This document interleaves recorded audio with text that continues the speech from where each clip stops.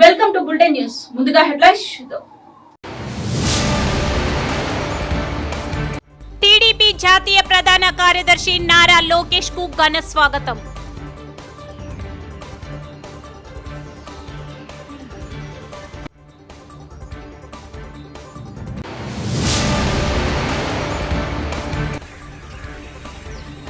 కృష్ణా జిల్లాలో నకిలీ పత్రాలతో దొంగ రిజిస్ట్రేషన్.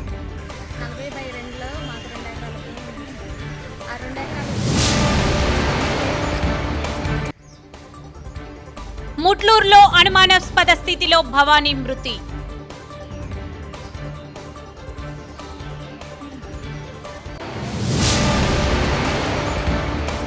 కప్పసముద్రం పంచాయతీలో వెంకయ్య స్వామి గుడి వద్ద ఉన్న చెక్ డ్యాం ను డికెట్ భూమి సాగు చేస్తున్న సమయంలో ధ్వంసం. టీడీపీ జాతీయ ప్రధాన కార్యదర్శి నారా లోకేష్ కు నాయకులు కార్యకర్తలు ఘన స్వాగతం పలికారు. విమానాశ్రయం నుంచి రోడ్డు మార్గం ద్వారా ఎమ్మెల్సీ రామారావు కుమారుడి వివాహానికి హాజరై వధువరులను ఆశీర్వదించారు.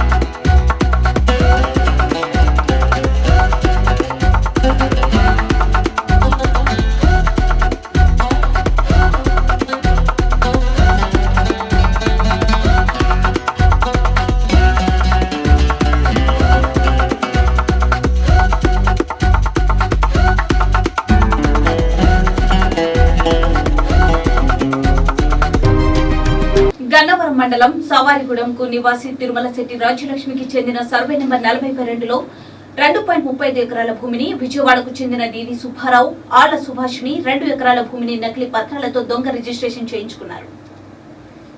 రాజ్యలక్ష్మి వారిని వివరణ అడగగా ఆ భూమి మాది అని బెదిరింపులకు పాల్పడ్డారు. అధికారులు కూడా మాకు న్యాయం చేయడం లేదని బాధితురాలు వాపోతుంది. ఇప్పుడైనా అధికారులు స్పందించి తమకు న్యాయం చేయాలని బాధితులు కోరుకుంటున్నారు.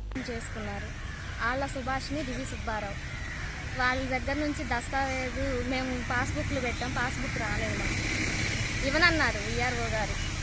ఎందుకు ఇవ్వనన్నారు అంటే వాళ్ళు దస్తావేజ్ ఉంది, దాన్ని క్యాన్సిలేషన్ చేయాలన్నారు. మేము మరి దానికోసం ఎంఆర్ఓ గారి దగ్గర పెట్టాను, మీ ముఖ్యమంత్రి గారి దగ్గరికి ఈరోజే సచివాలయంలో పెట్టాను, తర్వాత కలెక్టర్ గారి దగ్గర పెట్టాను. దీన్ని చూసి నాకు చేయాలి. ఎన్పిషన్లో ఎవరుంటే వాళ్ళకే అంటున్నారు సార్. మాకు ప్రభుత్వ అధికారులే న్యాయం చేయకపోతే ఇంకెవరు చేస్తారు సార్? మేము ఎవరి దగ్గరికి వెళ్ళాలి? మీరే న్యాయం చేయాలి. ఈ విషయాన్ని స్పందించి న్యాయం చేయాలని అధికారులను కోరుకుంటున్నాం. భవానీ అనే యువతి అనుమానాస్పద మృతి. కడుపు నొప్పి తట్టుకోలేక ఒంటిపై పెట్రోల్ పోసుకొని ఆత్మహత్య చేసుకుందని చెబుతున్న కుటుంబ సభ్యులు. భవానీ మృతి అనుమానాస్పదంగా ఉండటంతో క్లూస్ టీం రంగంలోకి దింపిన పోలీసులు. సంఘటన స్థలం దగ్గర ఆధారాలు సేకరిస్తున్నారు పోలీసులు.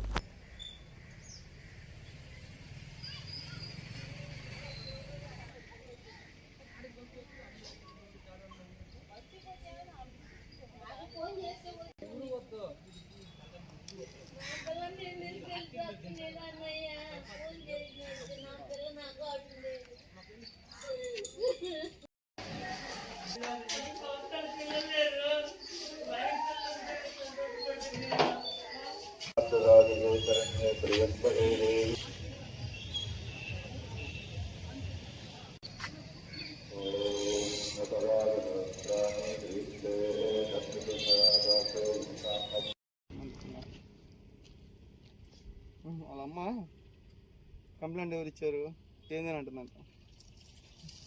సింహాచలం దేవస్థానంలో శిథిలావస్థకు వచ్చి కూలిన ధ్వజస్తంభం. సింహాచలం దేవస్థాన ఆదాయం ఆస్తులు, చైర్మన్ పదవులు, భూములపై ఉన్న శ్రద్ధ, సింహగిరి కొండపై ఉన్న ఆలయాల పరిరక్షణ.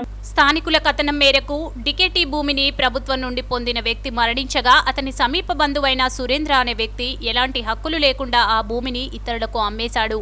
ఆ భూములు కొన్న కొందరు వ్యక్తులు భూమి సాగు చేస్తూ డికెటి భూమిలో ఉన్న చెక్ డ్యాంను ధ్వంసం చేసి పొలాన్ని సాగు చేశారు.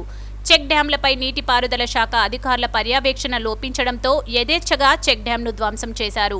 ఇకనైనా నీటిపారుదల శాఖ అధికారుల చొరవ తీసుకుని చెక్ డ్యాంను ధ్వంసం చేసిన వారిపై కేసులు నమోదు చేసి చెక్ డ్యాంను పునరుద్ధరించాలని ప్రజలు కోరుతున్నారు. ఈ విషయమై నీటిపారుదల శాఖ డీఈని వివరణ కోరగా పూర్తి వివరాలు తెలుసుకుని విచారణ జరిపి బాధ్యులపై చర్యలు తీసుకుంటామని ఆయన అన్నారు.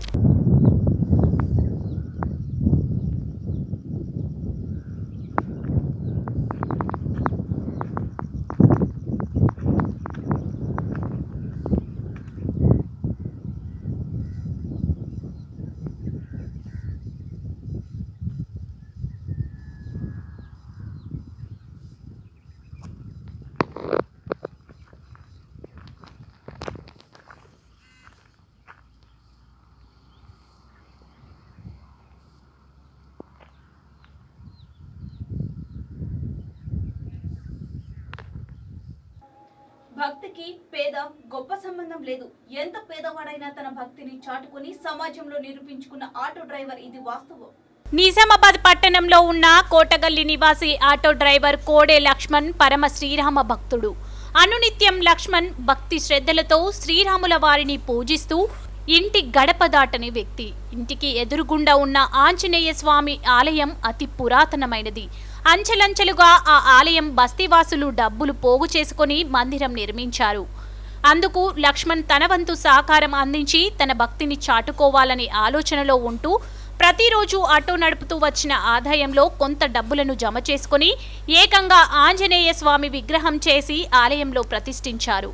సికింద్రాబాద్ పాత బోయన్పల్లిలోని హస్మత్పేటలో మహాశిల్లి రామలింగాచారిని సంప్రదించి 20,000కు పైగా ఖర్చు కాగలదని చెప్పగా అందుకు ఓకే చెప్పిన లక్ష్మణ్ 20,000 పోగు చేసుకుని రామలింగాచారికి ఇచ్చాడు. అందుకు శిల్పి రామలింగాచారి ఆయన భక్తికి ముగ్ధుడై తిరుపతి తిరుమల దేవాలయం తిరుమల వెళ్లే దారిలో ఉన్న అలిపిరి వద్ద ఉన్న ఆంజనేయ స్వామి విగ్రహం మాదిరి ఇత్తడితో 20 కిలోల బరువుతో ఆంజనేయ స్వామి విగ్రహం రూపొందించాడు. ఆ విగ్రహాన్ని చూడగానే మంత్రముగ్ధుడైన కోడెల లక్ష్మణ్ విగ్రహాన్ని తీసుకుని నిజామాబాద్ బయలుదేరి శ్రావణ మాసం మంగళవారం నాడు ఆలయంలో అర్చకుల చేత స్వామివారికి అభిషేకం, పాలాభిషేకం, తమలపాకులతో పలు పూజలు నిర్వహించారు. తన ఇరువురి పిల్లలతో భార్య శ్రీమతి కోడే మీనా సబితాతో ఘనంగా పూజలు నిర్వహించి విగ్రహ ప్రతిష్ఠ చేశారు. ఈ సందర్భంగా బస్తీవాసులు శ్రీరాముల వారి భక్తులు ఆటో లక్ష్మణ్ను అభినందించారు. ఆయన భక్తిని కొనియాడారు. ఆటో లక్ష్మణ్ తన విధులు నిర్వహించుకొని ప్రతిరోజు రాత్రిపూట పారాయణం చేయడానికి పూనుకోవడం తన భక్తికి తిరుగు లేదని నిరూపించుకొని ప్రజల భక్తి పట్ల ఆసక్తి చూపి భావప్రాప్తి పొందాలి. ఈ సందర్భంగా ఆయన కోరారు.